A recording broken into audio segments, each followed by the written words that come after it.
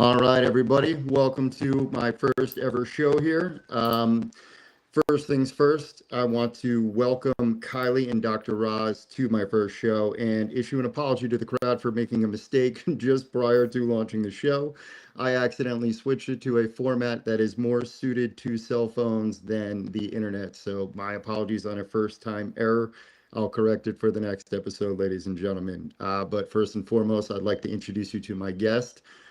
First, we have Kylie. And Kylie, please introduce yourself to the audience. Absolutely. Hi, I'm Kylie Hauk. I'm a certified health coach, and I often like to call myself your go-to mindfulness master because I love to help people break free from that diet culture, stop obsessing over food, and really create a more dependable relationship with eating, all without the guilt or restriction. And Dr. Roz is joining us as well. Dr. Roz, please introduce yourself to the crowd. Hello, everyone. I'm Dr. Ross Geddes, and I go by Dr. Ross because I'm really a scientist. I'm a neurotrauma endocrinologist. So I study the brain, damage to the brain, reproductive hormones, and how can we use our understanding of that to help with rehabilitation and function. And that has a lot to do with our nutrition and behavior as well. Thank you. Okay, so Dr. Roz, you broke up a little bit, but just to clarify for the audience, you study the mind and neuroscience essentially and how it affects the body, correct?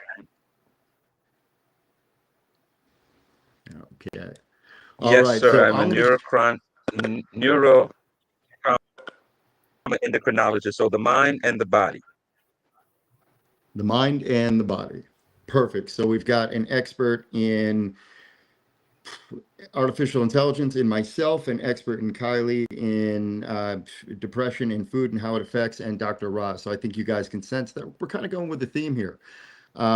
So if you guys have been following around, those of you who have been following me, you know I got a newsletter by the name Sales Pulse Medical Trends, which is not just a newsletter. It is also an organization. It is an NGO that has been in the forming. If you guys have been following along closely, it's been hinted at not so subtly. This show is going to be my announcement that NGO is officially going live, that we are starting in green energy technology. I have some partnerships that I am not going to announce live on air that we are looking at.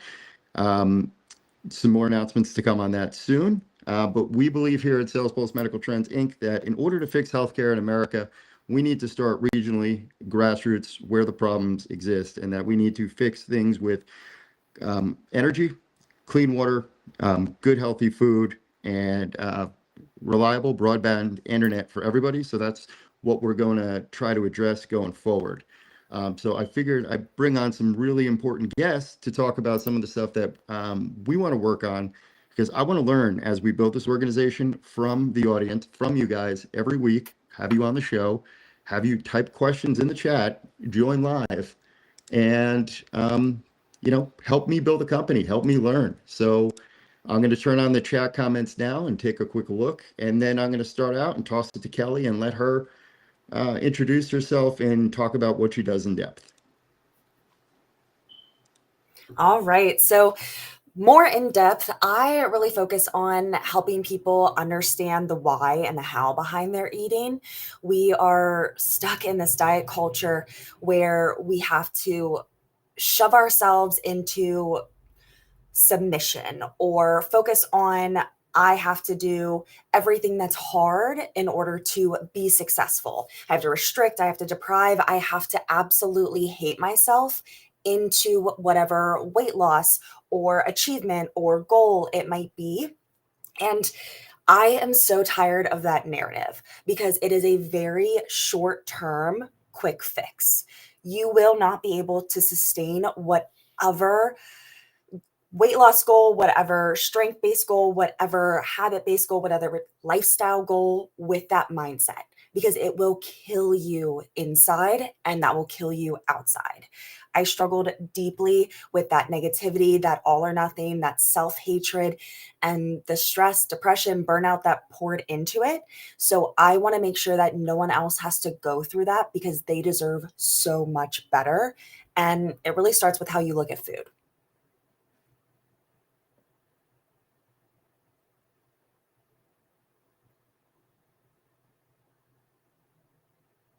Ooh, Kenneth, I love it. I am so happy to have you here in the comments as well. Thank you so much. I'm super excited to meet you, by the way. So hopefully one of these days you get to pop on with us and we get to all chat. Oh my goodness. Am I the host right now? I believe so. I've got this. All right, Dr. Roz, I would love to hear more about you. You will hear a little bit about me, but where are you from? Where are you at, or where are you doing your work at? Ooh, okay. So I recently moved to Seattle, Washington. I got here in July of 2023, but I am Kentucky born and raised. So a little bit of Southern in the big city, I guess. Well, apologize, Gotcha. guys. I did fall off Nice. stage, but thank you for being my saving grace. We got you. Chris. We got you. I sensed a little a southern belle in the voice there, so that's why I wanted to ask that. But nice to meet you, Kylie. Um, I'm Dr. Ross, as I said. I'm really a scientist. I'm in College Park, Georgia, which is outside of Atlanta, the South Side, and I'm on a mission to bring the college back to College Park. Um, I study neurotrauma, but I'm also a STEM educator or STEM stream educator. So, trying to identify individuals in the biomedical sphere from early on, individuals who have a talent for, medicine, anatomy, math, science, the different aspects, and see if we can usher them into the fields of biomedical research and medical practice. Oh, I love that, kind of bridging the gap a little bit. And you said in kind of near Atlanta. Are you familiar with Hogansville, Georgia? Hogan something, say that again, but I'm going to say no. What is that? It's Hogansville. So it's a small little town in Georgia that my grandparents actually live in. So I was just going to say small world, but clearly Southern runs through my blood. I got a little bit of that twang, as you could have heard. Well, I appreciate that. And Gotcha, one of the funny things you'll see, one of the funny things you guys will see as we start to host, as we start to grow, I do these shows with a friend named Keith, and we have people who will join from all around the world. We were on a show the other day, and somebody joined from India, and Keith just happened to be having a conversation and was having a conversation with a guy who he went to a movie down the street from where he was signing in the show from. So as we continue to grow this platform, one of the things I wanted to get your opinion on, guys, was how do you feel about the change of media? So right now we're using something called Restream, which is going live. I have this going to 5 different channels. So right now I'm going to YouTube, LinkedIn, Twitch, uh, Facebook, and Instagram. So with Kylie restreaming and Dr. Roz, next time, if you want to get this set up to your audience ahead of time and you sign up for Restream, even a free account, we could broadcast this, have up to 10 people on stage, and spread this message all throughout the globe to as many followers as we have, as many people as we want to sign up to recruit for things like STEM, Dr. Ross, so we can get people interested in biomedical engineering. So, I'm in MIT studying that right now, so we can team up, right? And have people like Kylie joining us on stage talking about, hey, people are out there, they're depressed, they're struggling, the times are tough. So why not bring a show to the world that allows people to ask their questions, vent their frustrations, and then hop on stage and join us live. So that's kind of what I'm trying to bring to the world. So what do you guys think about that? And what do you think about the future of media? Am I right, or am I taking a swing and a miss here? No, I think you're definitely right. I mean, more access is always better access. As someone who was a social worker, I can only wish that we all had more or easier ability, more ability to connect with others, to get the information, to really find out what's going on the other side, and to also get resources and get help. Because even if someone is talking about something that doesn't really pertain to you, in the comments, there's probably another conversation going on where you can gain some knowledge to help you move forward in the future. And Dr. Roz, what do you think? Yes, I would second that. But Also, I would say, Chris, you took a big swing, but it's a big hit because you're thinking ahead of the game. Where we are, we're in transition of power, the power to reach, the power of accessibility, and you have recognized that, right? So setting up a place where individuals can form a community out of accessibility, I think is brilliant. Yeah, and that's really what I kind of want Sales Pulse Medical Trends and what some have affectionately come to call one of my favorite things. A gentleman by the name of Jose, he called it, first to coin the phrase, he called it the Sales Pulse family. And that stuck with me. I was out in Hawaii when he said that. And, it was evolved. That's when I realized I had created a community. I had created a safe place where people can go. And, I'd learned from some other people that LinkedIn is, in fact, a nation of 1 billion people, right? So if we can get 1 billion people to be seen, to be heard, to be valued with professional credentials, some people who are out there really making differences in the world, here reaching the desks, the ears, the eyes of some of the most important decision makers on the planet, and just talking to them in a cold, cool, collected, calm manner of, hey guys, we don't like the direction the world's going. So let's have a conversation about it. Let's change some things. And that's what I built this for. So this is one of my gifts to the world that I'm going to be unveiling over the next couple of weeks. So I hope you're right, Dr. Oz. I hope I did hit this one right. And I'm glad to have you both on this, sharing the stage with me to bring this message to the world live. It's an honor to have you both. So happy to be here and really appreciate the opportunity to speak out some of this stuff and actually talk about the real deal, everything that hits us as just human beings in the regular world, and also have like some very silly conversations because like Kenneth talked about the Bourbon Trail in Kentucky for where I'm from, and I just love bringing up things that also help us really relate to one another. Yeah, because at the end of the day, that's really what it's all about, right? Is recognizing what we have in common with one another, not what's different. Like find your commonness in your fellow man. Right now, I see it all over. I want to talk a lot about social media tonight and how our feeds, how algorithms work, how the artificial intelligence built into our cell phones and iPads and cameras and everything else that we're looking at knows what makes us angry and forces us to see it.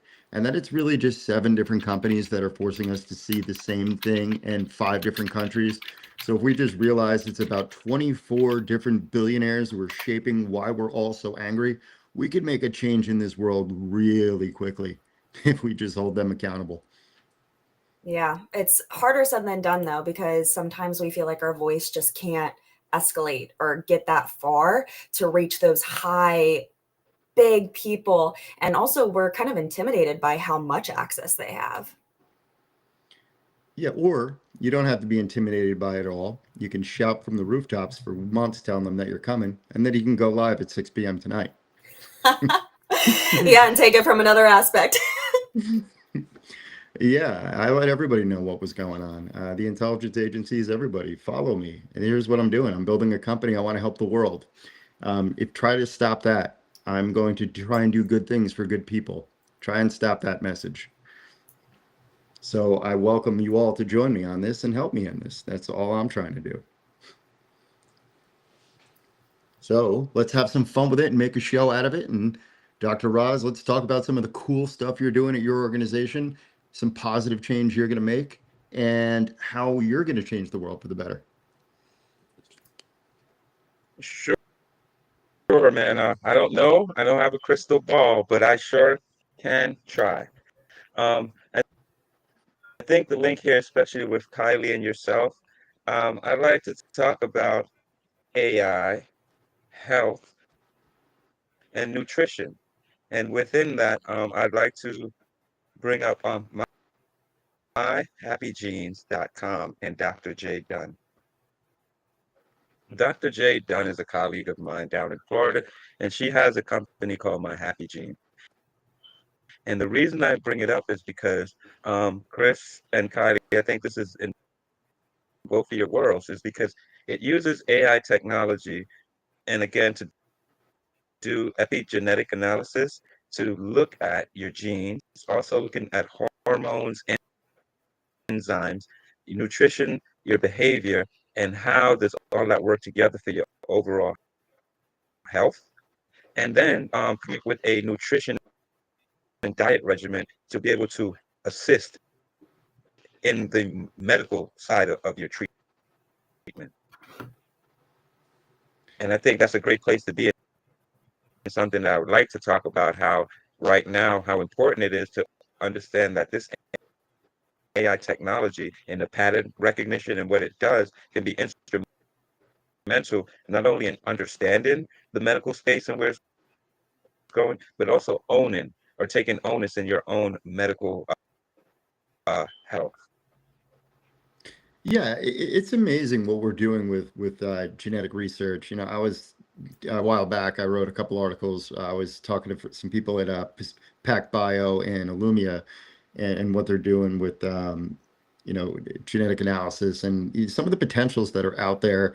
You know, for how much money we could actually save, both insurance companies and God, there's a lot, and hospitals, just by understanding the predictives of what diseases people are likely to get and when, implementing certain predictive treatments, pre-scheduling appointments. There's a lot we can do to mitigate overcrowded hospital systems, and manage disease states before they even arise. So what Dr. Roz is talking about is the stuff that I write about in my newsletter every day. You know, it's how we can really shift to a more preventative form of medicine here in the U.S., which is one of the things I believe, at least, you know, argue with what you want on taxes and whatnot, but Europe gets one thing right, and that's that they treat they treat diseases before they start, and we treat symptoms here in America, and that's something we should change. At least that's my opinion on it anyway, Dr. Roz. That's an opinion, so I will leave it at that, but I would love to hear both of your opinions on that as well. No, Starting with Kylie. that's a great opinion, and I'll Oh, have no. Kylie tap in on this as well. But what you're talking about, the addition to that is not only the preventative measure, but we're in a time of precision personalized medicine. And Hmm. that means precision personalized diet as well, right? Because you know, when they say you are what you eat, that is more literal than people know. And so by understanding the connection between your diet, right, these enzymes, metabolites, macromolecules, and how you as an individual process these biochemically, physiologically, enzymatically, have a big impact and is modulated by your genes. So understanding that is foundational. And Kylie, you can speak to this as, you know, diet regimens come and go. Is it the keto diet you want? You know, or they have all these different diets that come and go, but we know what's good for the goose is not necessarily good for the gander, right? It's personalized, individual is where we need to go with the medicine and the nutrition. Absolutely. I could not agree more. A lot of people are focused on the diet plans or the guidelines that are based on their height, weight, and gender. And it doesn't really tell you much about them as a person, what works for them, what their digestive issues are like, what their genetics are like, if they have any allergies. There's so much more to a person's health. And I definitely can see the benefit of having more of an AI structure that can give us more intellect into the specific person, into what would work for them, into what would be supportive, what would be a good resource. But then I also consider the side of AI that could be potentially a privacy concern, because a lot of the healthcare facilities, a lot of the hospitals, a lot of just like the medical field is all about protecting the patient information and all of the HIPAA requirements. And so I know that AI takes a lot of information, and how do we make sure that they don't do that with the patients? Oh, Chris, So the if I question is, may, how do we go ahead? Yeah, yeah, go ahead. this is a perfect segue. Kylie, because I'm in the neurotrauma space, AI responsible use of AI is pivotal to even begin to have the conversation. So I'm glad you brought that up, because do you know what the C2PA is? If not, please look up C2PA.org. But this is for digital credentialing, right? And so this is authentication of digital assets, digital creation, which is ultimately tied to the blockchain to have transparency and accountability. And so that's where we're starting in the medical space. And so even on that point, we have a new partnership with Dicella, a company out of Poland who they do clinical imaging, but what it is, it's tied to, again, blockchain, where you can have the accountability for that data, the protection of that data from being augmented, but then also you can add a payment system to be able to deal with insurance and things like that. So there's a lot of assets or benefits to using AI operationally as well as in therapeutics when it comes to medicine. But C2PA.org. Thank you. I already got it up. I was invested right when you said that. I always am open to learning, and I had no idea. So I'm definitely going to have to take a deep dive into the coalition after we get off this call. And I also have a segue, because you took it one direction and then you said something about therapy a little bit. And so that makes me very interested in, I guess, like healthcare professionals. They're starting to get really nervous about AI almost taking their jobs, because the AI is going to be able to help with the insurance claims. That's someone's role for a company. A lot of therapists, like, they are able to have that like kind, loving touch, that emotional human nature kind of conversation that AI can't have, yet we still worry about AI taking over. Are you coming across that, where people are worried it's actually going to hinder their ability to do their job? Yeah, these are some excellent questions. Excellent question. And Chris, Yeah, this is. Yeah, Chris, you're biased on this side, I'm sure. I'm sorry, am I biased on this? I said I'm pretty sure you're biased to the AI side of this. I want to hear your opinion, but I definitely have something to say. So how do I feel about AI and basically and the claims denials and like the things that have happened with United Healthcare and some of the other insurance companies, Kylie? Is that what you're referring to? Yeah, in regards to, I guess, people fearing Yes, that AI might take away from their ability to do their job, might actually take away their ability to have a job in general. Like, it's so amazing. Okay, But yeah. So I have all right. So I have two opinions. One is about AI and job replacement. Look, when the back in the 1800s, when before there were newspaper delivery boys, there were lamplighters, right? So there are people who will upskill and reskill. Before, there were people who used to go around and shovel up after horses when they would drop dookie in the streets of New York City, and that became a new job, right? So there's people will be scared. There will always be challenges. There will be changes, but when it comes to AI, I think there is actually a real reason to be slightly fearful about job replacement. We are going to be able to automate a lot very quickly. And so this is one of those trains that you want to be closer to the front of the cars than you want to be closer to the back. I'm not going to sugarcoat it. If you don't know AI now, you should be learning AI now. It is, some people are calling it this tech bubble thing or whatever. They're gravely mistaken. They have no idea what's coming and they don't understand it.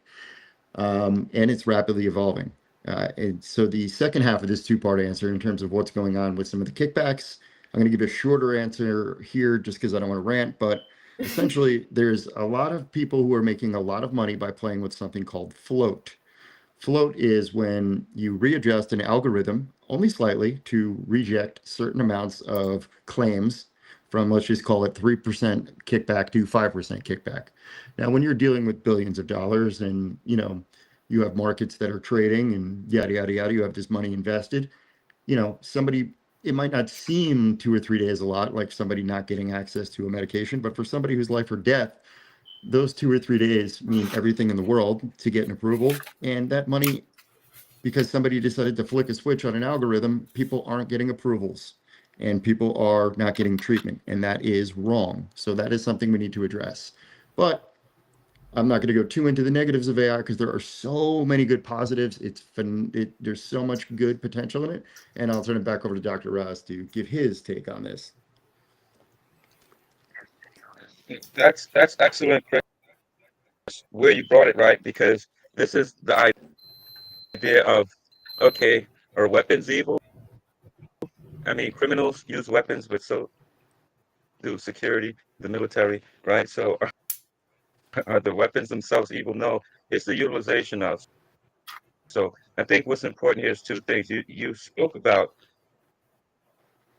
something that's not talked about a lot, and when it is, it's used in fear mongering, but it is very real, right?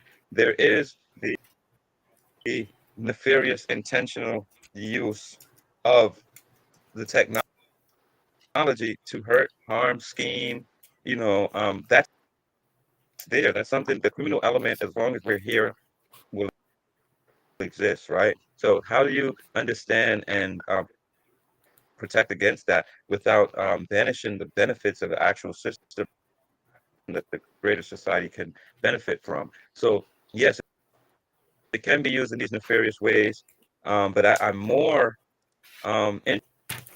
interested and alarmed at the way that it's used in ignorance, right? So similar to what you're saying, where these things are calculated in a way where individuals are getting denied insurance now, and maybe it's a surgery of an elective, or maybe a surgery that they need to have done, or maybe it's the loan for the house or what have you. Now you're putting this stuff on automation, and if that system is built in on and around bias, that's a very slippery slope, right? But if you don't have the comprehension to understand that, that's even worse, because then you can't even recognize the damage that's occurring.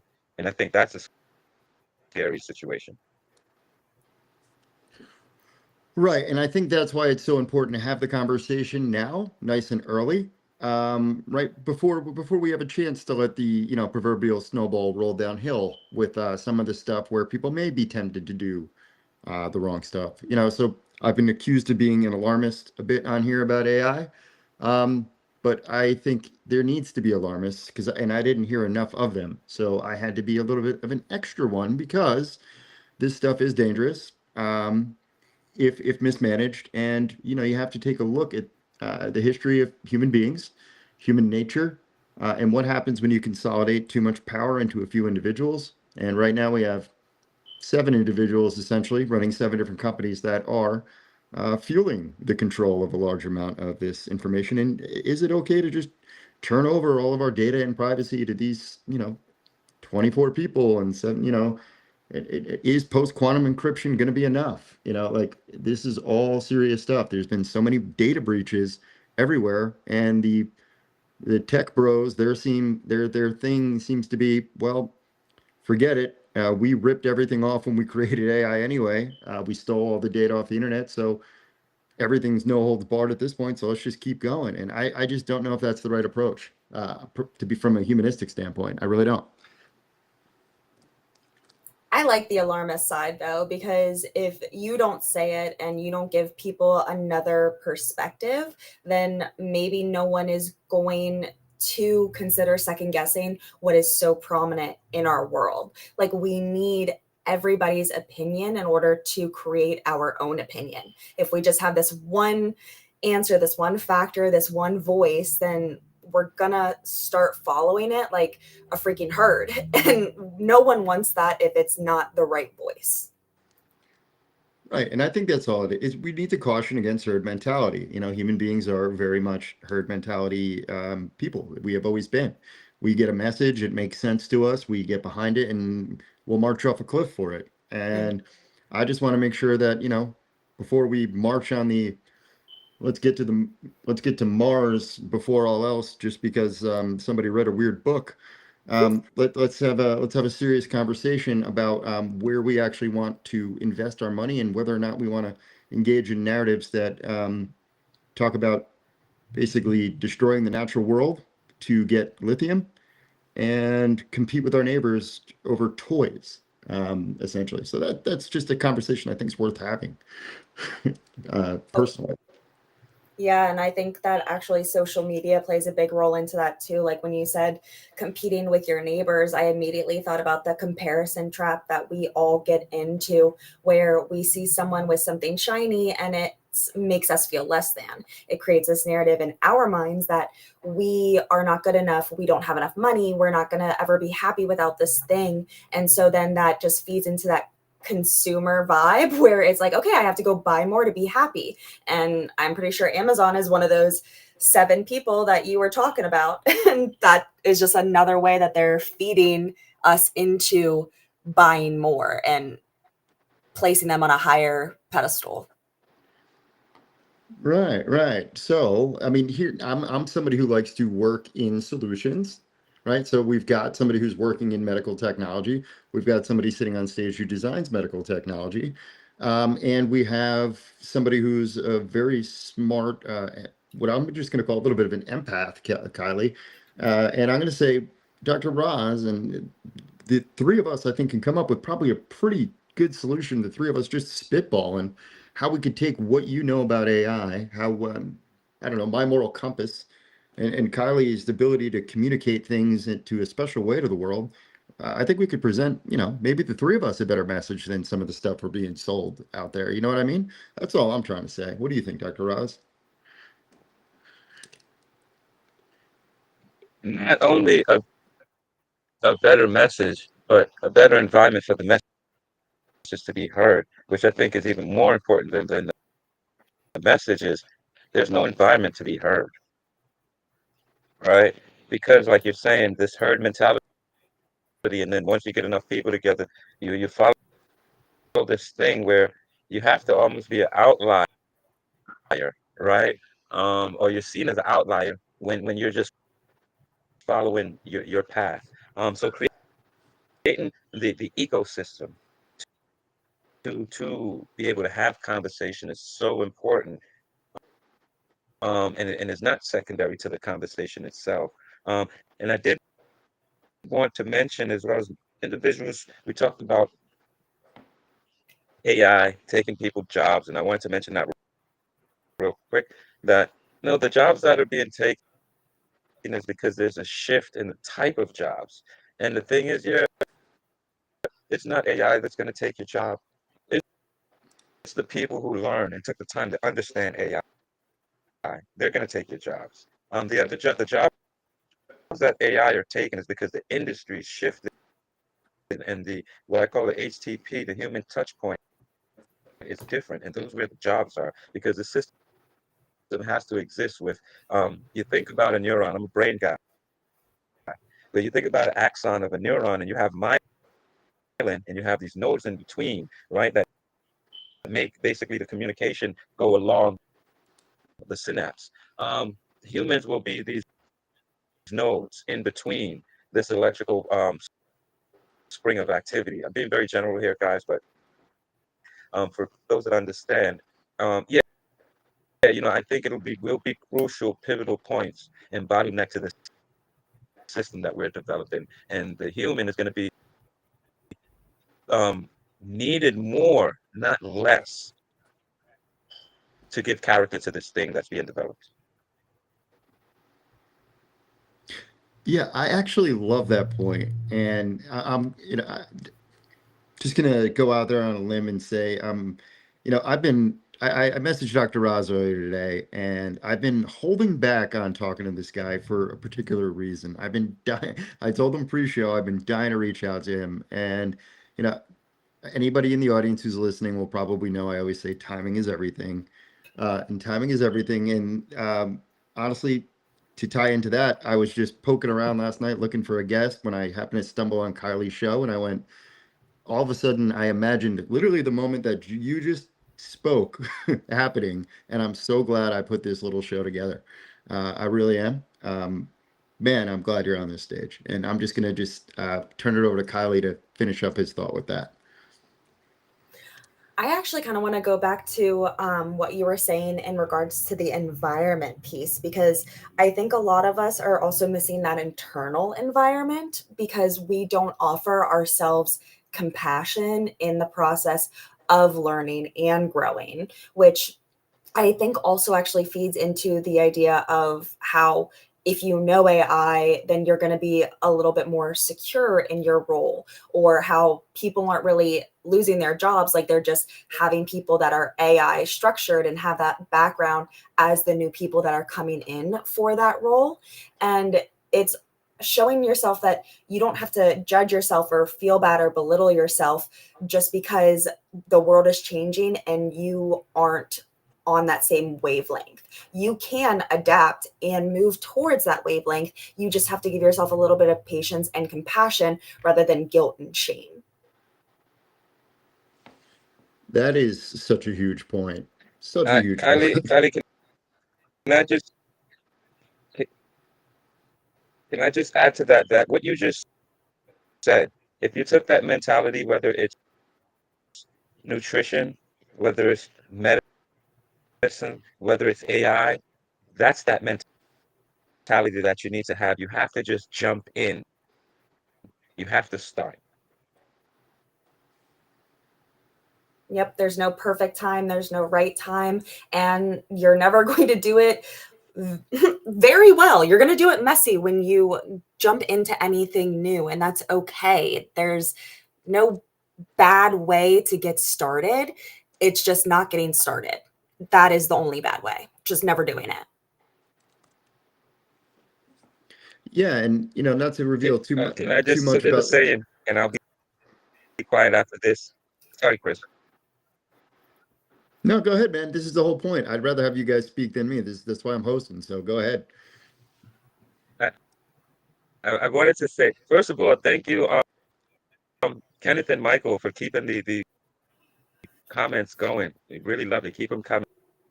But I wanted to say to your point, Kylie, that you don't have to play the game to lose, but you have to play the game to win. Mm.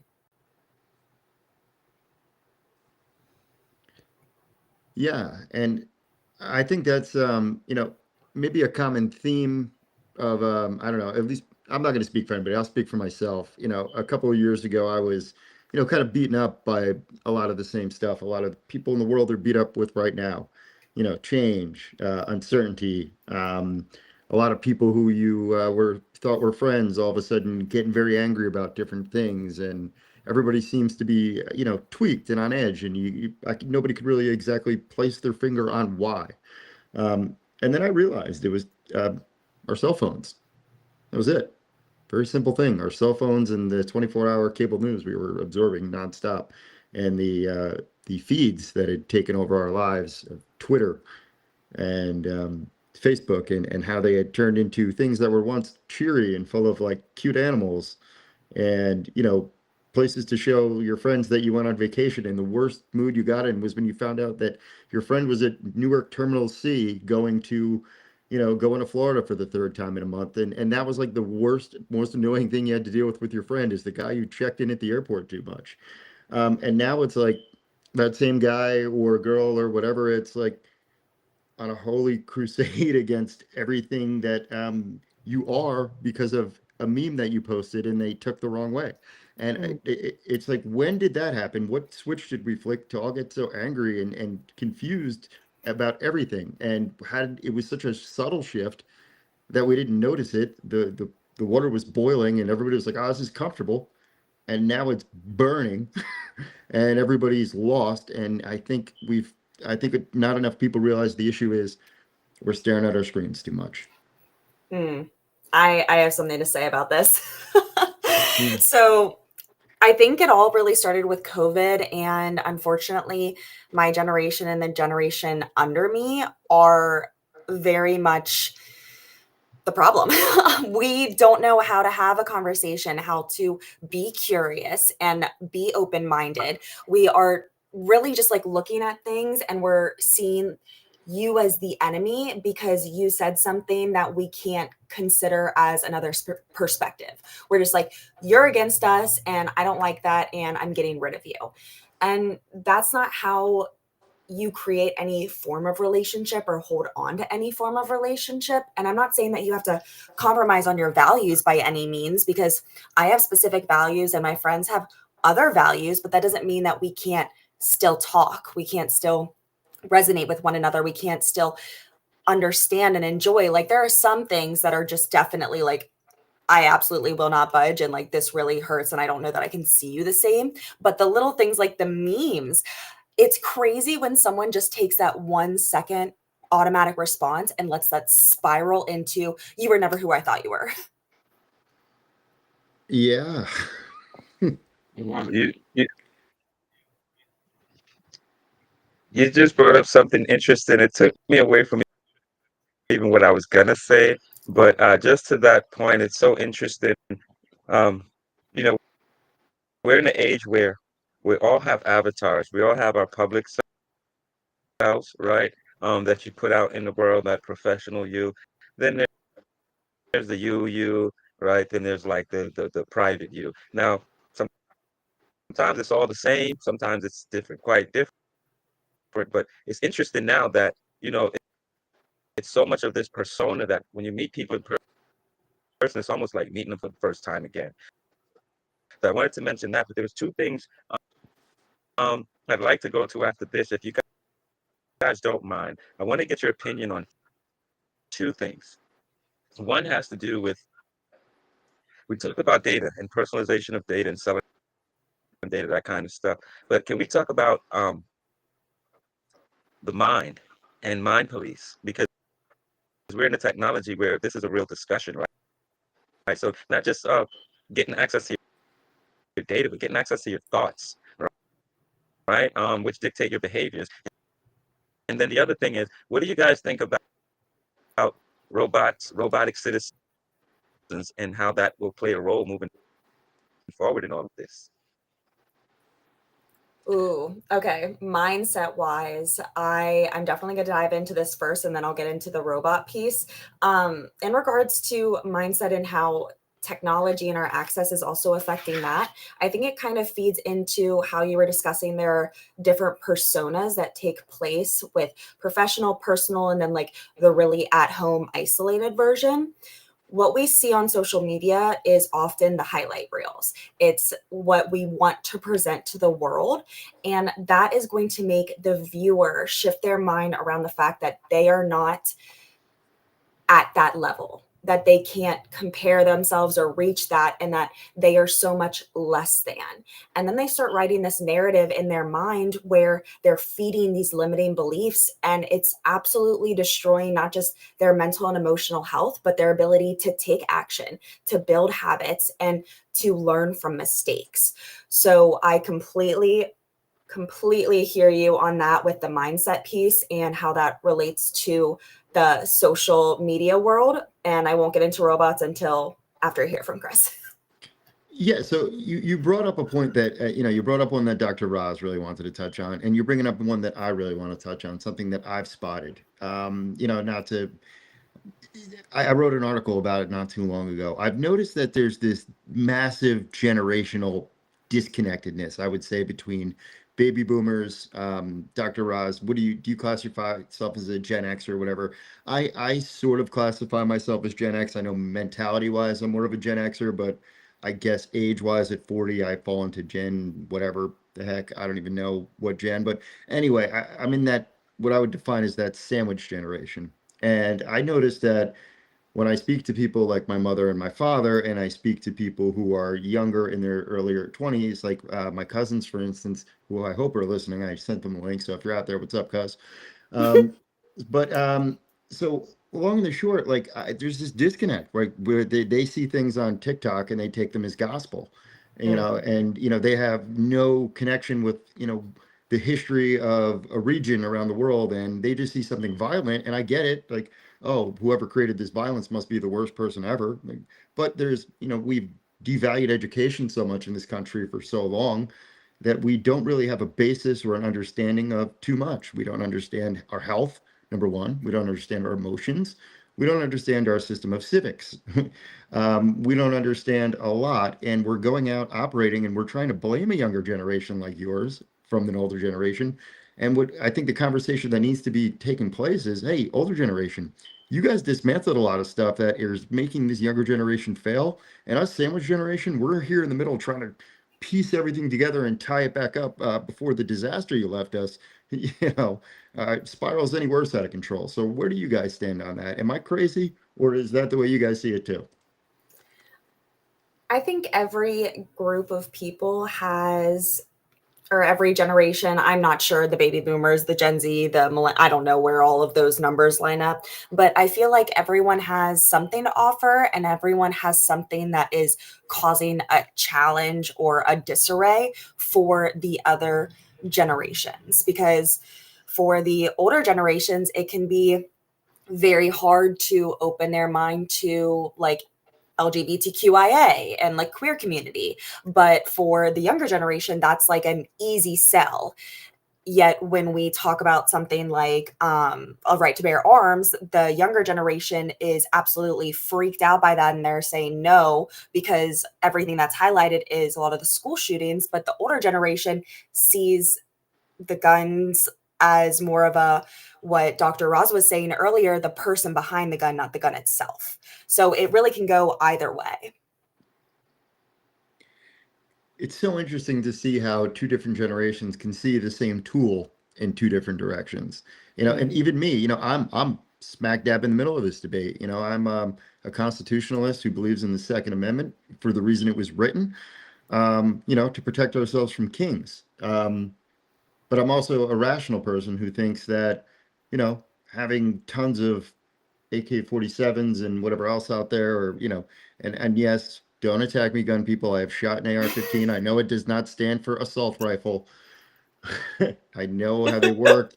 I have fired a gun many times in my life. They are fun when handled responsibly, but a lot of people don't handle them responsibly, and that causes a lot of problems, and it causes a lot of people not to trust us here in America.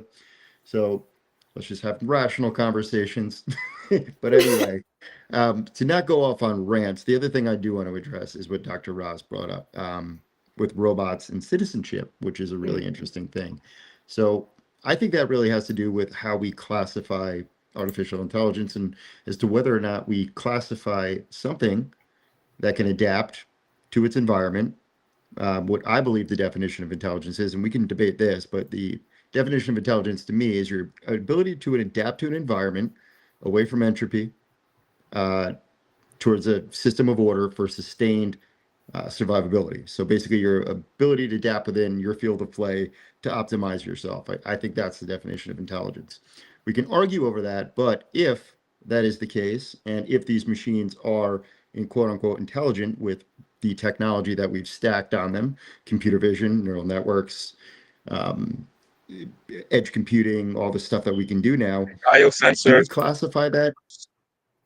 Yeah, biosensors, right? Correct. Right. So biomaterials. You work on brain interfaces. So, at what point does the line blur? And at what point do we grant rights? And what point do we have that conversation? That's something we should be talking about now, not in a couple of weeks. So where do you lie, Dr. Roz? Where do you lie, Kali? Dr. Roz, you're up first. So, I mean, I'm of the mindset of things are inevitable, so we might as well arm ourselves with the knowledge and the know-how for survival. And I think it's actually a welcome advancement. I'll probably be judged for this, but I think there's nothing new under the sun. And I believe that the only way we could have had Greek philosophers in this, like where everyone is thinker, right? Everyone is doing this, it's because we have had something doing the manual labor. There's no way we could have built these pyramids and all of these things if we didn't have this some form of this type of technology in the past. We know we went through a dark period in Ice Age, all this stuff, right? But I think that this we've been here before in some form or another.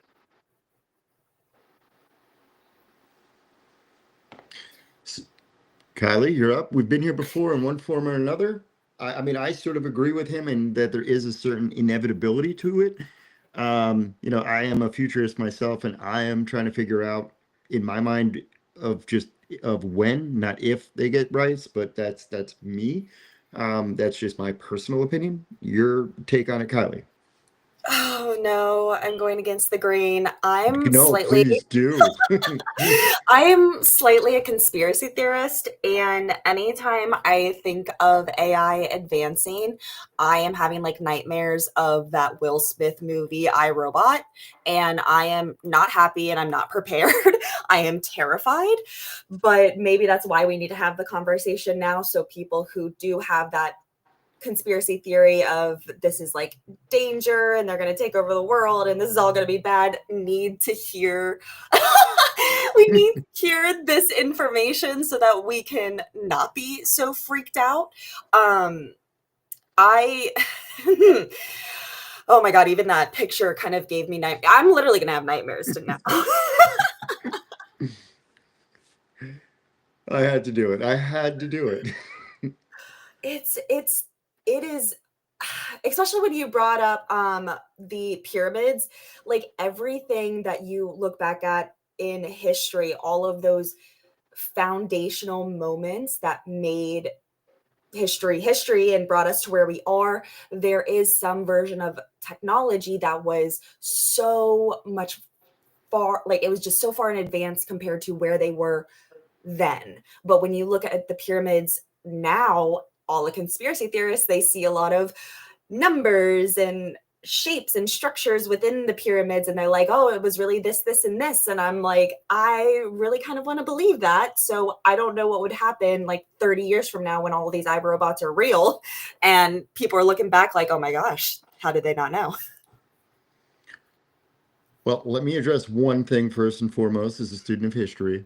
The ancient alien guys is not right. Aliens didn't build it. We've always been pretty good at math. Yep. We know how to measure things using the stars and shadows, and we're very creative. And basic trigonometry will, in fact, prove to the world that it is not flat. So, sorry, flat earthers. Spoiler alert, you won't like my show. Um, but yeah, it's incredible what ancient civilizations were capable of. But I think that's just more a testament to how brilliant we as a species are and what we can do when we collaborate together. So, in the theme of that, and collaboration and imagination and building amazing things, wouldn't it be great if instead of competing over AI with foreign entities and all this other stuff, and we didn't have these 24 billionaires and 7 companies controlling the world? Wouldn't it be great if we could just do it together without them? Oh yeah. Yeah, if we could be a community and actually give a crap about one another and see one another as equals and it wasn't about that hierarchy, absolutely. But then I also think about how we are so intellectual yet we still don't even know how gravity really works. Well, we sort of know. There's an iffy line there. Before we get out of here, Go ahead, Dr. Oz. Pop in. so in your respective disciplines of nutrition and AI, how has that impacted? Another COVID happens. How is your where you work at, your space, your world? How would that be impacted, or how would it affect another bout of like what we experienced with COVID? Because that changed the world.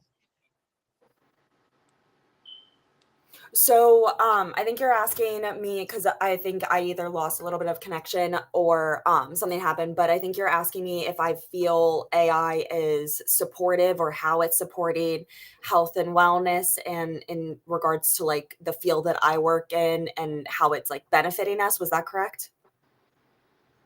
Not, not so much AI, but the COVID. You see what happened with COVID and the lockdown and everything like that. And I can get into the physiological and biological and cognitive ramifications globally due to that experience. That was a global experience. And I'm wondering how, in preparation of the COVID or if the COVID uh, event occurs, from the nutritional aspect, what should we know or do or think about? And the same thing with AI in medicine, Chris.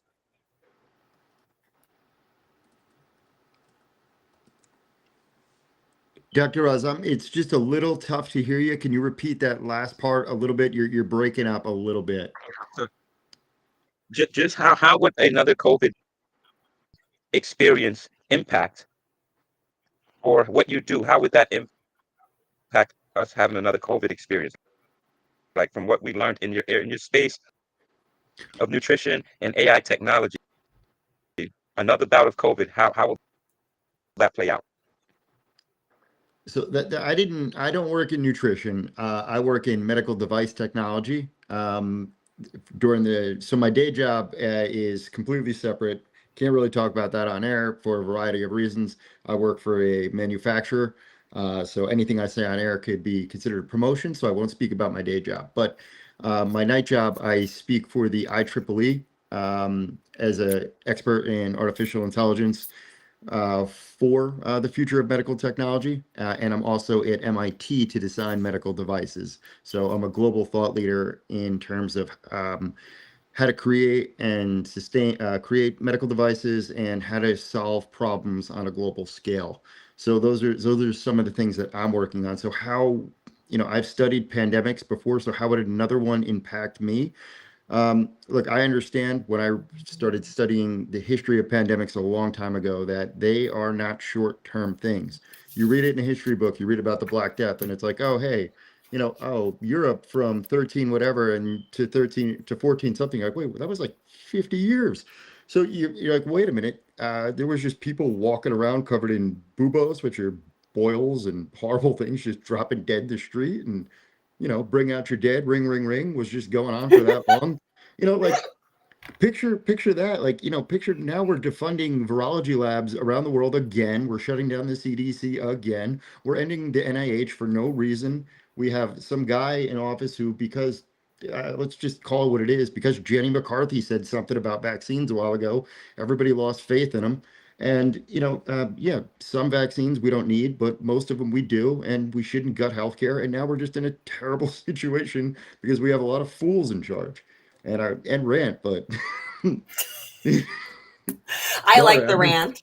I liked the Monty Python quote also.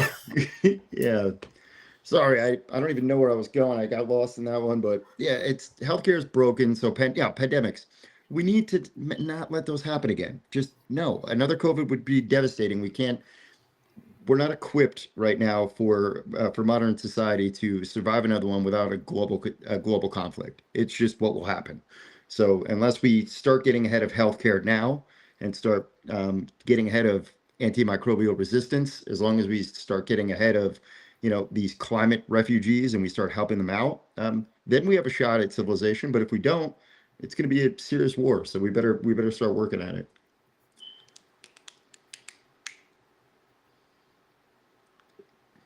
That's just sorry to drop the mic, guys. Somebody got to pick this up with some positivity. Oh my gosh, no, I didn't know that it needed to be picked up. You were just answering the question.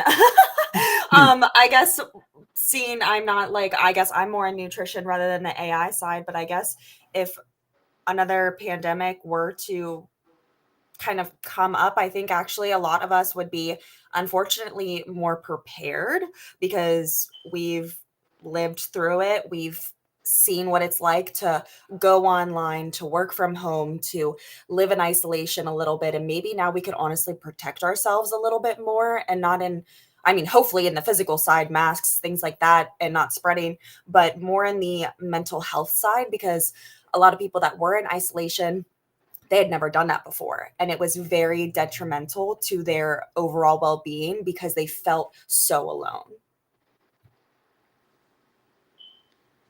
Yeah, that's the problem, right? Because our physical health, as much as we want to address it, comes from our mental health so much. And if we're not mentally healthy, it doesn't matter how much technology we have. Some of the stuff Dr. Roz is working on, some of the stuff that I'm working on, you know, amazing stuff. Really, like at normal times, these would be like people should be jumping in the streets celebrating how amazing the future of medical care is going to be. It's incredible. The stuff Dr. Roz is building, incredible. The potential, massive. I write about it every day for a reason. I'm passionate about it for a reason. But we got to make sure that we have the right people like Dr. Roz in place making it and make sure that who we sell it to doesn't do the wrong thing with it. So this is a call That to a call to ethics, everyone. A call to ethics for the greater good, not for the rich. I love that. Everybody remember what a Hippocratic oath is, please. Chris, thank you for this wonderful hour. I definitely want to get with you. I think we should write a commentary on. Let's talk about a couple of things, start up some conversation, and then Kylie, we can get together about the C2PA. I'm actually on the board with them. There, I'm a member of the CP2, and there's some interesting stuff we can do there. Awesome. I got a couple boards I'd love to introduce you to as well, Dr. Roz. So let's definitely put some heads together. If you got to run at the hour, let's let you run. I guess let's give you a moment to plug yourself, to plug your organization, and whatever you want me to pull up on screen, just give me a heads up. I'll pull it up on screen. But go ahead, plug yourself. Yeah, shout out to Microtron AI. Definitely check us out there, microtroniai.com. Got some medical technology, med tech, some ed tech over there, some ag tech as well, some stuff in defense. So that's pretty cool. Yeah, Dr. Roz is working on some incredible things, guys. It's going to really change the future. Go check it out. I've checked it out tons of times. It's fascinating. I can't wait to put our heads together and dive in on something. So with that, Dr. Roz, if you got to run, I'm going to say thank you for joining my first ever show.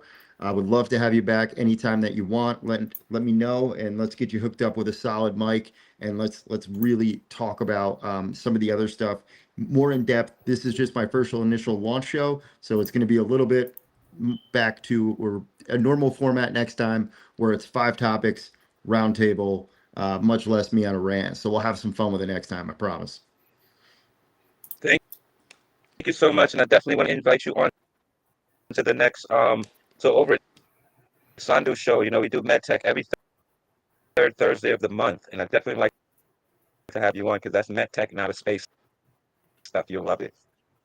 Perfect. I would absolutely love to join you there. So send me the invite. I'll drop that as well to anybody in the audience to join me over there. I'll bring my audience there as well. And if you guys are using anything with Restream, let me know, and I'll bring the tech to restream it to all my 10,000. So if you want to hang, Dr. Raj, you're more than welcome to hang. But if you got to run it, have a good one. All right, so Kylie, just you and I to close out. We can go as long as you'd like if you want to continue to engage further, or we can invite other people to come up on the stage. It's up to you guys. I am going to, I'm personally having a great time, so I'm willing to go another half hour or so. If you are, totally up to you though. Oh yeah, I got the time. If we want to bring more people in, I always like meeting new people, so I'm definitely down for that. The more the merrier. All right, guys, I am going to drop the link in the chat. Now's a great time to join us on stage. While I'm doing that, Carly, why don't we pull up your banner? Oh, actually, because I did the dumb thing and I forgot to do, do this the correct way. So here we go. I got one thing I can show them for you while I'm setting this up to send to the audience. I'm actually not going to lie. I don't love this. Well, then I'm going to take it right down after I hit paste. So, and for anyone who's seen this, the reason why I don't love it is because that is very much the diet mentality that I'm trying to get away from. There are not good or bad foods. The foods that were on the one side where it was a larger person, and then the ones that were on the other side where it was a smaller person. If I eat a piece of pizza, that does not put me on that side. And if I eat an apple, it does not put me on the other side. You can have a food relationship that embodies and embraces both versions of food, because food is food. It's not good, bad, right, wrong. It's just food. It's really about the way that we're consuming it and the reasons behind why we're consuming it. Because a lot of us will go and eat the more junk labeled foods because it does fill that void. That's how they market it. They're doing all of that, the taste, the texture, the crunch, the look. They're doing that to make us more interested in it.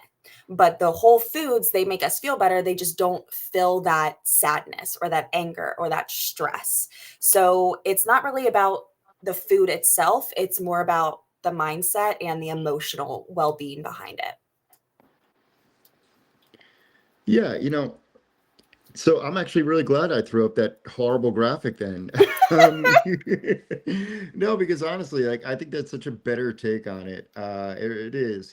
I mean, I love to eat healthy as often as I possibly can. And Mom, if you're still listening to the show, she's got to be laughing because she is on me nonstop about this all day. She comes over and will make me like FaceTime, look in my fridge, and too much pizza and all this other stuff. And I try to, I don't know, I guess the way I'd put it is I try to do as healthy as much as I can, but happy and active more than anything else is kind of been what's gotten me to a place of feeling really good. Um, and I don't know. So I guess I want to ask you some personal advice on air. Yes. Somebody who is a 40-year-old man child who still loves his crunch berries and has his friend in the audience, Kenny, who told him that the food dyes are not good for him and who can eat pasta and some steaks and some chicken and some rice and some other stuff. What should I be eating to become not a 5-year-old and eat like a man and stay healthy? What can I do with a very limited palate? First off, let go of the shoulds, because no one gets where they want to go based on what they feel like they should do. That is just driving you towards something that feels like it's forced and not aligned with you. So figure out what you truly want. If you want to have a relationship with food or eating habits that are more to the palate that you are discussing in regards to the steak and the rice and the broccoli and things like that, that are a bit more of the whole foods and often claimed the healthy foods, absolutely go for it. But if all day and all night and all week you're thinking about those berry crunch things that have the food dye, the more that you deprive yourself, the more likely you're going to go into the other extreme of overdoing it. So I am very much I'm a big supporter of exposure therapy, so that people who have trigger foods, the foods that they feel like are bad and wrong, the foods that do have the dyes that may not be the best for them, it's not the fact that you have to cut them out completely if that's still something you really like. It's just finding a way to have it in moderation so that you aren't always craving it. And when you get to eat it, you are not overdoing it because you're not worried about when the next time you're allowed to have it is. The next time I'm allowed to have it. See, that's a really good point. And I'm shouting because I'm across the room because you made me You went aware to the that, kitchen. yeah, you made me aware that there's something I can have. You And I am can. hungry and I want a Cliff Bar, so I'm going to have a Cliff Bar. Heck yes. And it's looking at the other pieces that contribute to it. Like the Cliff Bar, is it that you're wanting a little bit of energy, protein, fiber? Are you also wanting something that's a little bit more on like the dessert flavor side? Like maybe you already did have dinner because it's what, 7 p.m. for you. So maybe you are like ending the day. And Kenny, no dyes. I will say dyes, like the red dye 40, I would love to tell you to never have dyes, but that's not realistic for someone who has had that in their life for a very long period of time. You could work towards that 100%. I am a Whole Foods. I haven't eaten meat since 2014. I haven't eaten dairy since 2022. And obviously I didn't just like jump right into that and just go full extreme. It's just the fact that I figured out what worked for my body and what didn't. And the stuff that was harming me, I realized that it wasn't worth it to me. It's not that I'm like, no, those are bad and I can't have it. It's very much like, I care about myself and my overall well-being. How do I want to feel today and tomorrow? And what's going to help get me there? Yeah, I love that because that's, kind of something, a message I've been trying to hammer home to a lot of people, to a lot of resistance.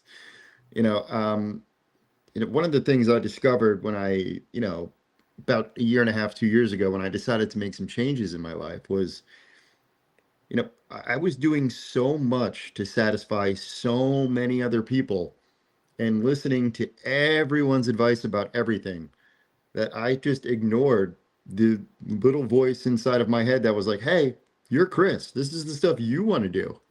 How come you're not doing it and you're just doing everything everybody else wants to do? What's up with that, man? Hmm. And then I was like, oh wait, I don't have to do everything the way everybody says, and I can just wait. I do have a pretty good idea of some good ways about approaching the moderation of eating crappy food, and the moderation of when to work too much or not to work too much. A lot of people don't understand as an entrepreneur that I put in 16-hour days every day. But they also don't understand when I take time off, I take real time off, and I go to Yeah. sleep for a very long time. And I think that's what it is. We were talking earlier with Dr. Roz about precision medicine and we're talking to you about precision food. Maybe it's time to start talking about precision personalities a little bit too, and try not to mold everybody so much into, hey, if you're not in this box, then society thinks you suck. Mm. Oh my gosh, I'm like snapping over here. I love that. Like the focus on your personality and the fact that you are a unique whole person who does have the ability to trust themselves. You've just been convinced that everything you say and do is wrong if it doesn't fit this specific bubble, because there are expectations on the external world that are just like, no, this is right, this is wrong, and if you don't do it like this, then you're never going to be successful like I am, or you're never going to do the things. But we know ourselves better than that random person that has a million followers knows about us. Like, we can take what we want and leave what we don't. That doesn't keep us away from being successful. And someone actually put in the comments, would you rather have no sugar or no dye? If I had to pick which one, I would rather have no dye than no sugar, because fruit is everything to me. I eat probably like 8 fruits a day. I love fruit, like the sugar. I love having my occasional gummy worms or gummy bears. The ones that I do get, I will say, are dye free because they are organic and vegan. Sorry, Chris. But sugar, I don't want to live without. I like sugar, but that doesn't mean that I overdo it all the time. I used to, because I didn't know I was allowed to like it. Yeah, no, there's so much I want to pick up on in there. And then first and foremost, just a technical side of this. I can't actually see your audience's comments. So if you want to call them out at any point, that's strictly to you. So I actually see a different event on my side when you go live. So I don't see your audience's comments unless they link to the show. So right now I can only see Kenny Americo, Tom, Carl, Otto, and anybody else. So whoever's commenting on your side, please feel free. Whoever made the sugar comment, shout them out, say what's up to your people in the audience, and let me know if I miss anything. And then to tap back into what you were saying, in terms of like, yeah, I'm a flat out sugar junkie. I can't help it. I love it, but I know that it's not great for me as I approach 40 years old. I know that I need to brush my teeth more often. I know that I need to do certain things better, and I'm trying to get better at them. Even though it took me a long time now, and so I'm really appreciative of all of you joining the show and helping me learn live on air. Absolutely. Because I And think that's the way this should go, is we need more people who are afraid to ask silly questions to hop up on stage. I keep sharing the link for a reason, ladies and gentlemen. Come on up and ask some questions. I am that person. Every time I was in a class or a course and we would all be wondering the same thing, and I never knew anyone in the background was also like wondering or questioning the same thing, and I would just raise my hand, ask the stupid question, and then I'd get 8 messages later, oh my God, thanks, I was thinking the exact same thing. Like, yeah, you probably were, because if I'm wondering about it, someone else probably is too. Like, don't be shy. This is a judgment-free zone. Yes, there are people that are potentially going to see this, but I mean, would you rather figure out what you want to figure out and be happy and feel good and move forward in a way that helps you? Or would you rather be worried about what some random person thinks that you probably never even talked to? Well, and the other thing is, if it would make them more comfortable to come up on stage, I could always just delete this right off of LinkedIn so nobody sees it. And then you don't really have to worry about anything. It will stay in Mm. it will stay in a YouTube archive, and if you want, I can remove it from my YouTube page as well. So if that's the reason you're being shy, feel free. I don't need the marketing material. I just want people to join and have fun. There are no more excuses. Hmm. And Kenny loves strawberries. That's the only thing we're gonna get out of him. Okay, how do you not like raspberries or blueberries, but you like strawberries? Have you been seeing the videos about all of the bugs that are sitting in the strawberries and have you seen those videos? Are you talking about the ones where they really go up close with a microscope? Yeah. Yeah, don't ever look at your eyebrows either then. Oh no. Oh no. I mean, I need to get my eyebrows done, honestly. So I'll just not look at them. It's fine. Yeah, you're covered in mites. Stop! Oh my gosh, I didn't need to know that. Am I really? Every single human being on Earth is covered with a ridiculous amount of eye mites living in their eyelashes and eyebrows. Oh my God, I'm never going to sleep again. You showed me the AI robots, and now I know that there are mites all over me. Like, is that why you brought me on here? You wanted to just give me nightmares and then send me away? Yeah, pretty much. I think that was the plan. You were too bubbly on air last night. You were too much fun. You were making too many people too happy. He's like, I got to knock you down a peg. No, I literally, just like I told you in the text, I saw natural talent, and you just happened to pop up on my notification for some reason. And I don't know. I don't believe in coincidences. So something happened where you popped up on my feed, and I wanted you on my show. So here you are.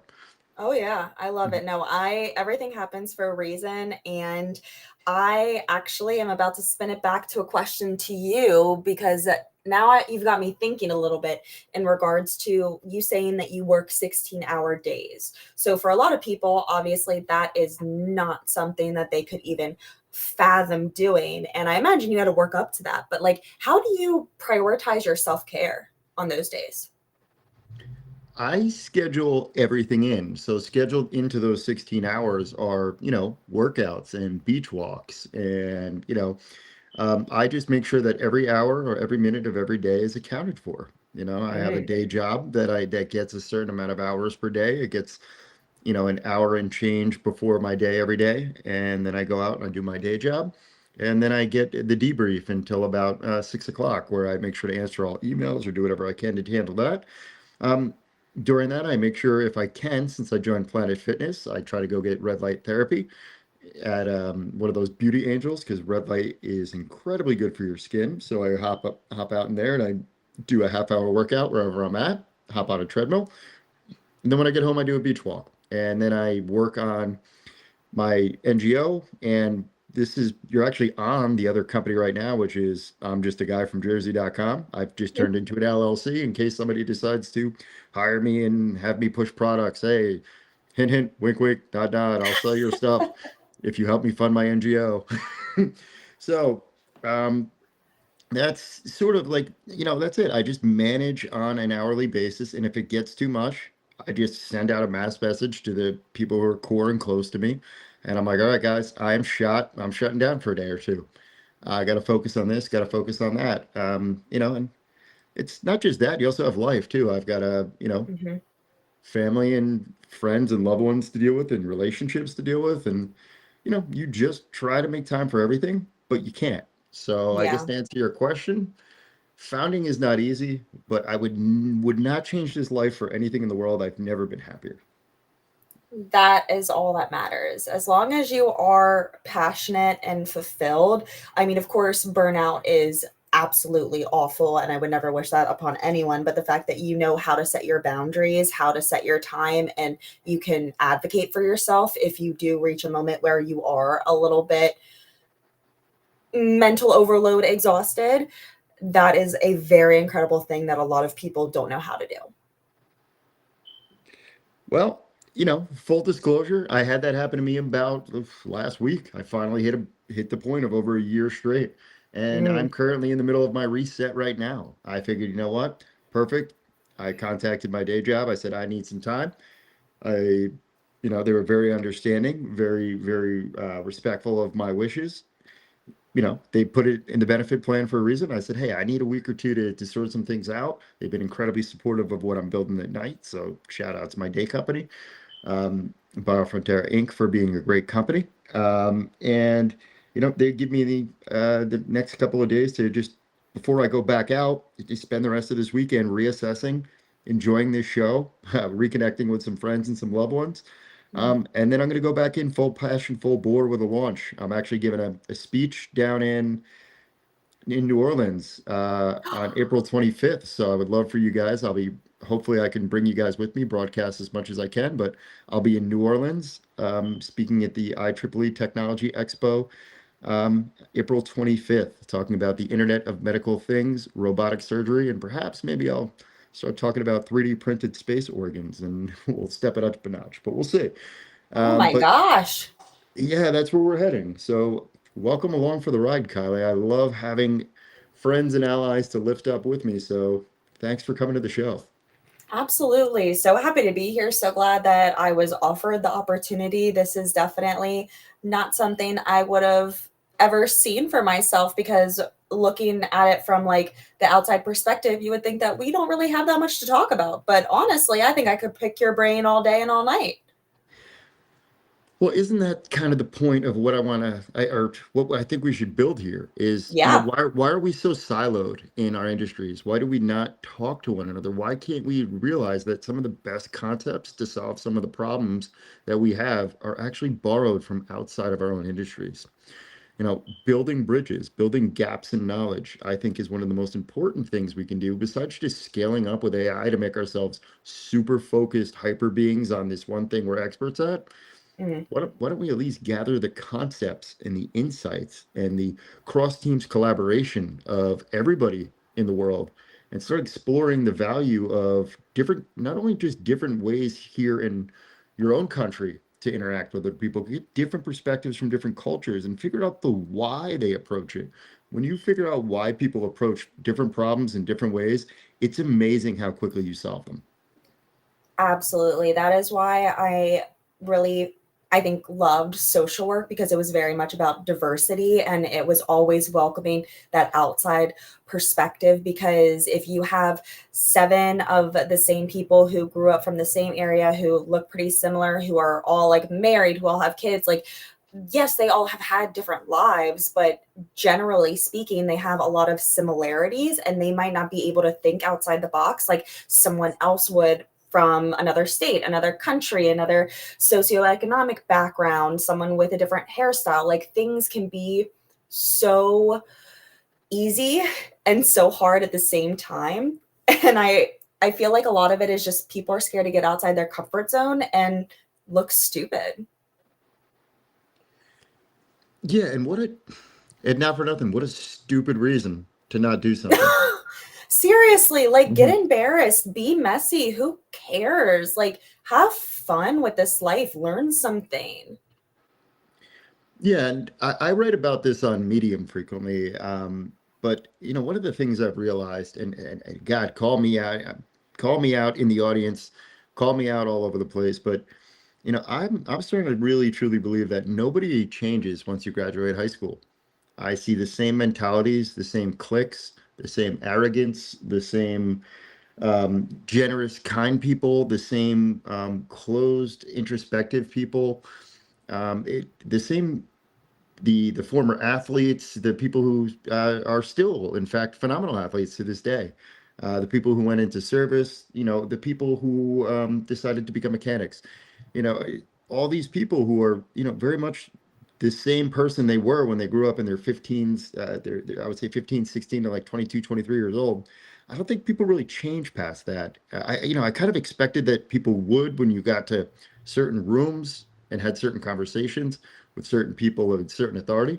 But the further, I mean, I'm still new, I guess, in entering some of these rooms, but the further I go, the more I hear the same conversations, the same people, the same arrogance and Mm, misunderstanding and the same ability to not ask the simple questions when they don't understand something. I don't yeah. understand it. It's the majority for sure. I don't know that it's everyone, but I also think it depends on what you do within that time that helps you become a different person. Like, for example, from the person I was in high school, I was very much like,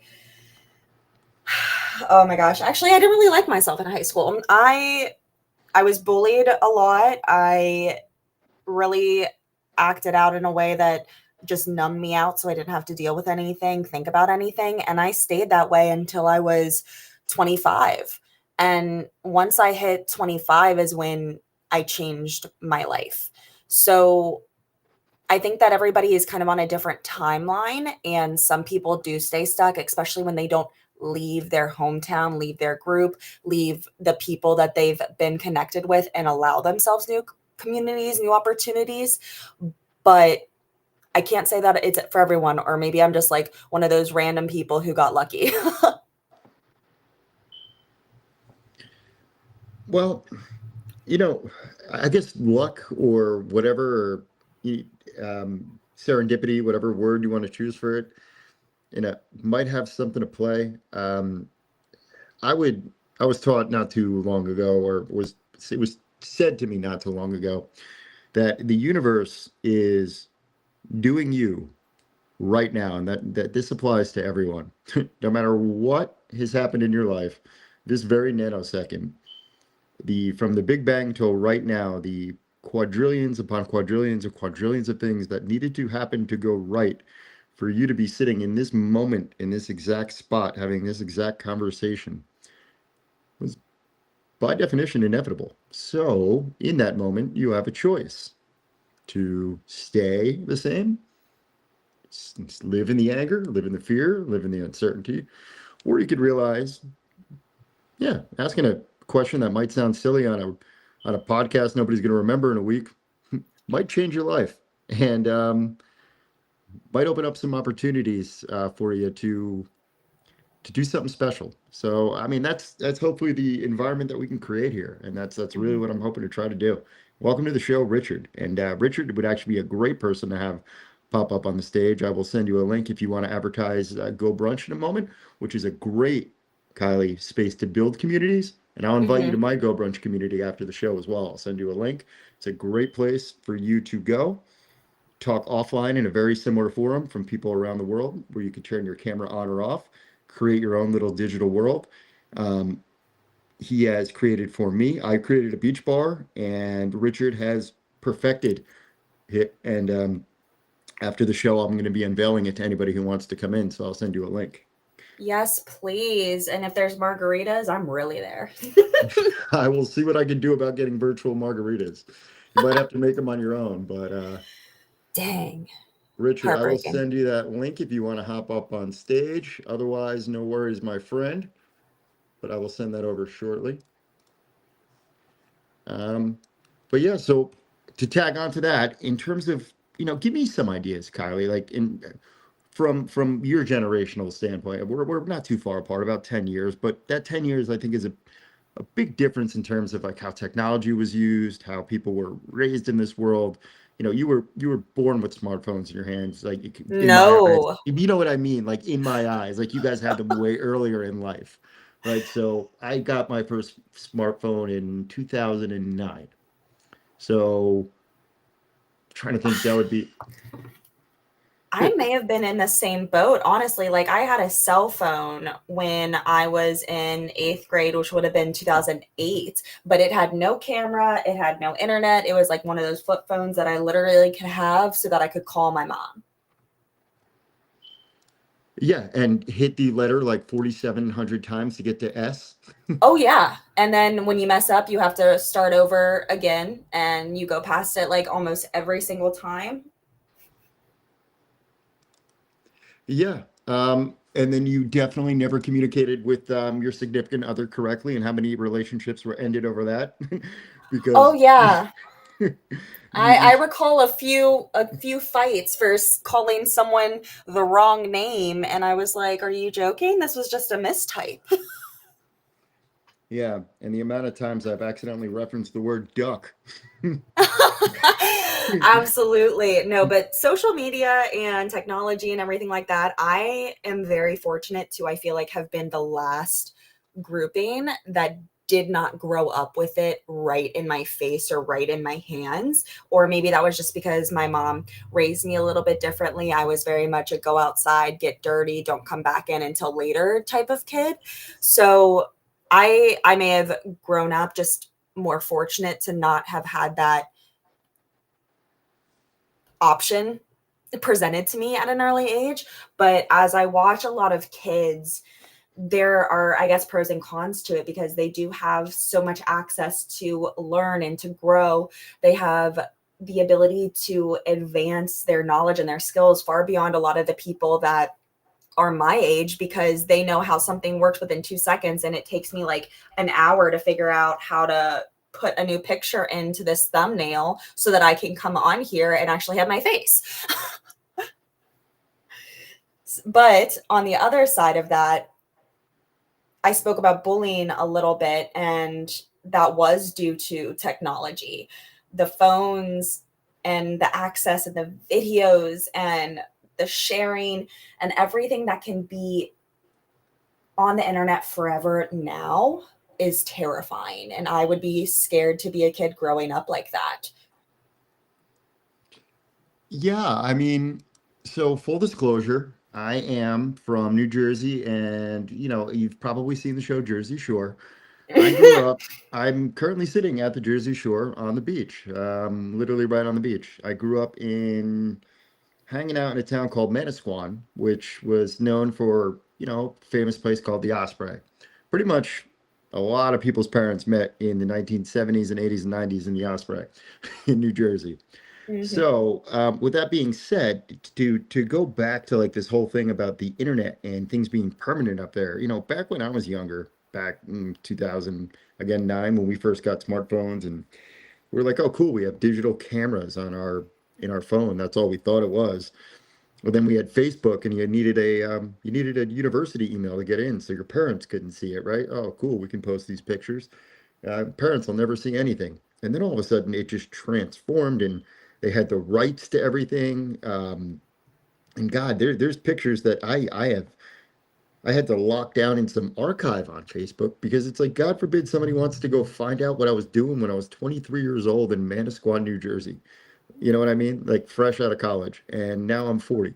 Like, and I look at my nephews, and they're at the ages of like 5 and 7. They're learning everything that they can in the world from YouTube and stars like Mr. Beast and whoever else and all these other people. And Uh, this is how they're learning, and this is what's shaping their belief systems. And I'm sitting there, and they'll have conversations about like, oh, millionaires, and you got to be a billionaire and have a mansion. And I'm like, what are we teaching kids? Like mhm. the expectations of talk about mental health when kids don't make it to instantly being Mr. Beast by the time they're 15. This is why we're having school shootings. You know what I mean? Because people don't understand what reality is. And reality is that life is hard. It's tough to get up on this stage, to end up being up here where me and Kylie are, or whatever. And it took a lot of work to get here. I worked for a year straight just to build up a reputation and be able to have a podcast. And what do I have? Live streaming to, you know, God, I don't know, a few hundred people right now. It'll be seen by a few thousand around the world. It'll be it's pretty awesome that we can do that. But that took a lot of work. Mhm. And these poor kids, they just think everything's instantaneous because mommy and daddy, I see something, press this button on iPad, Amazon's here tomorrow. Ooh, that. It's that. And I talk about this all the time. The DoorDash, the Amazon Prime, the Uber Eats, everything is just gifted to you right at the door in an hour, in 2 hours, overnight. And it's absolutely ridiculous. Of course, that they don't know how to work for something. Instant gratification is all they know.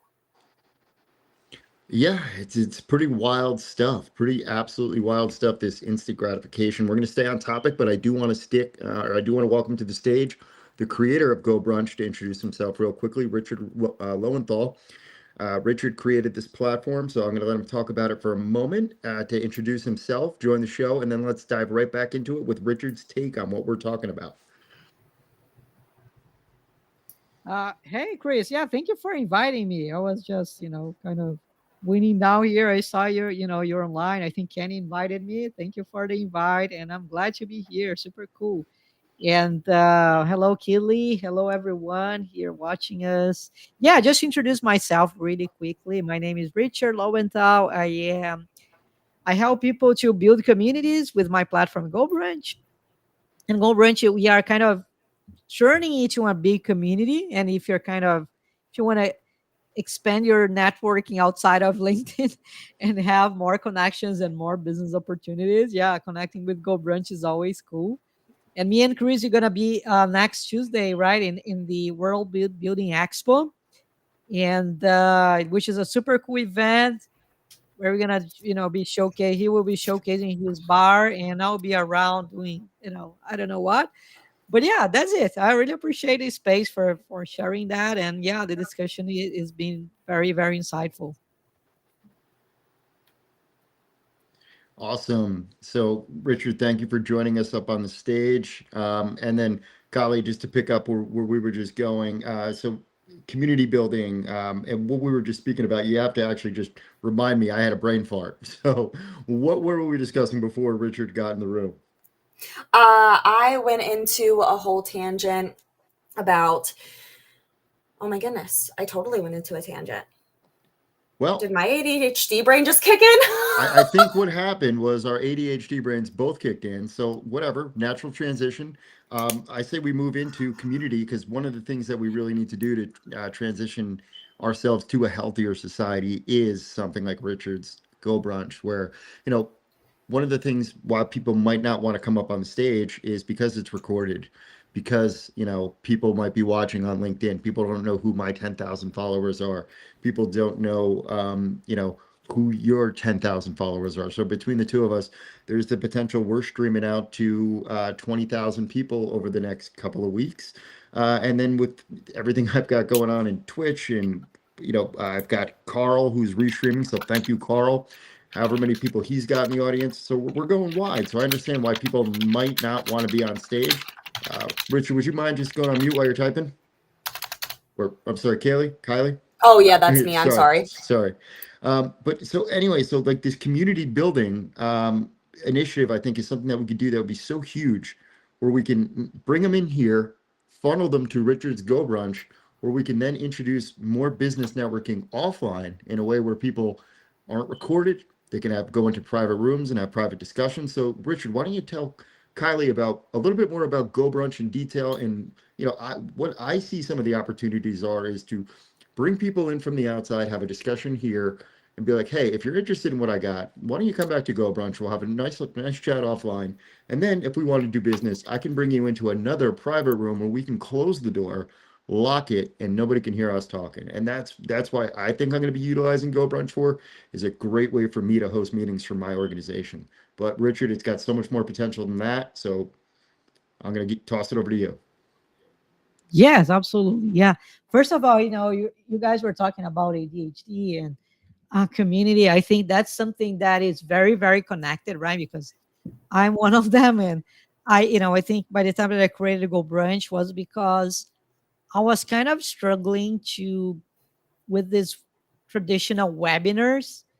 And I don't know, I was just thinking that something is wrong, right? We need a better way to communicate. We need a better way to engage with each other, right? And yeah, you can definitely use Go Brunch for a kind of a after meeting, right? After a stream, or like as your virtual office. And I think this is very interesting. But in addition to that, you can create a story, right? With the rooms that you create inside of your buildings. And you can, explore these buildings together with your clients for whatever reason, right? If sometimes you are showcasing something, or you are just, doing like coaching, and, the ability for you to kind of navigate through different rooms and different scenarios, it definitely creates a different experience. But in addition to that, I think there is something very cool in Go Brunch, which is the community element, right? Because you can build your community inside of Go Brunch, and you can kind of connect your community with different communities that already exist, right? And if you do that, connecting with different people, like yesterday, for example, was in a room, right? And then Keith Keller just invited me, hey, I'm in Go Brunch in a room, and I joined it, and then someone else joined it, and start everything together, right, in a single room to discuss. Like yesterday was more like casual conversations, but this is something really cool. And then from this room, you can see more rooms that are online and you can engage with them. I think this community aspect is something that everyone is looking for, right? Everyone needs this sort of support.